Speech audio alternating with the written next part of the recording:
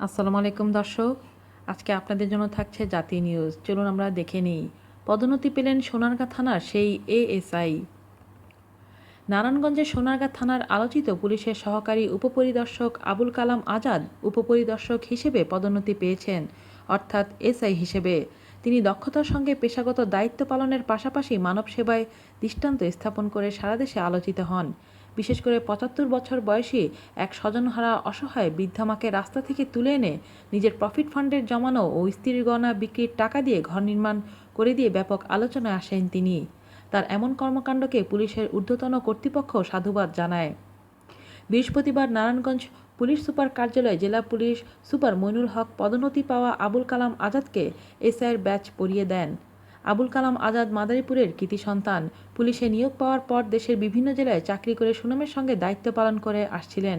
পরে সোনারগাঁ থানায় যোগদানের পর থেকেই ব্যাপকভাবে মাদক, সন্ত্রাস ও জঙ্গিবাদ বিরোধী কার্যক্রম চালিয়ে পেশাগত দায়িত্ব পালনের পাশাপাশি অসহায় বৃদ্ধা, এতিম শিশু ও গরিব দুঃখীদের পাশে দাঁড়িয়ে সারা দেশে পুলিশের ভাবমূর্তি উজ্জ্বল করে বারবার গণমাধ্যমে শিরোনাম হয়েছেন।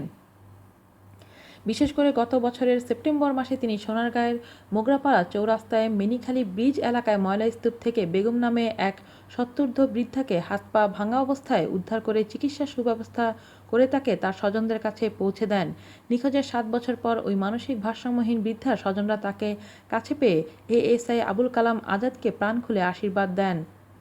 অন্যদিকে চলতি বছরের জানুয়ারি মাসে সোনারগাঁয়ের সানমান্দি ইউনিয়নের রূপবাহার নামে ৭৫ বছর বয়সী এক স্বজনহারা অসহায় বৃদ্ধার খোঁজ পান এএসআই আবুল কালাম আজাদ।